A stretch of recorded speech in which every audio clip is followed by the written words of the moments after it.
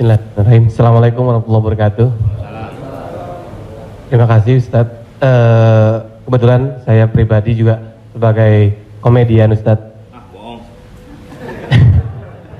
Dan mewakili teman-teman semua, kakak-kakak, abang-abang semua, kita di panggung itu selalu menghibur. Namun ketika momen ada sesuatu yang harus kita keluarkan, kadang menjatuhkan orang, mulai dari fisik, mencela dan lain-lain. Yang saya mau tanyakan, apakah dengan niat kita menghibur menjadi catatan, apakah menjadi catatan dosa untuk kita? Terima kasih Ustaz. Ada seorang ulama dipanggil Imam Abu Hatim, tapi kemudian di ujung namanya itu ditambahkan kata Al-Asam. Asam diambil dari kata summum, bukmun, umyun. Umyun buta, bukmun bisu, summun tuli, peka. Jadi Abu Hatim Al-Asam artinya Abu Hatim peka, tuli. Secara bahasa itu menjatuhkan orang. Siapa itu? Itu Abu Hatim peka, Abu Hatim tuli. Karena ada beberapa orang, ada Abu Hatim, yang ini Abu Hatim peka, tuli.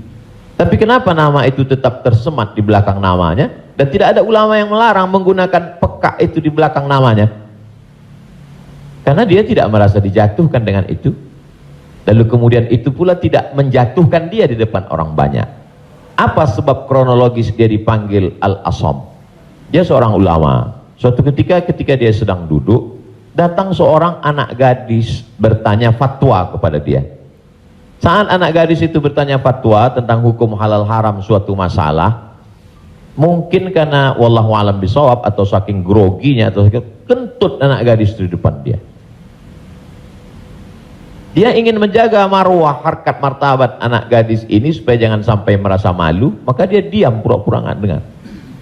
Akhirnya anak gadis itu nggak jadi malu, pulang dan dia cerita ke orang lain. Aku tadi mengalami begini dan aku kentut di depan Imam Abu Hatim. Terus apa komen dia? Ternyata Abu Hatim itu peka.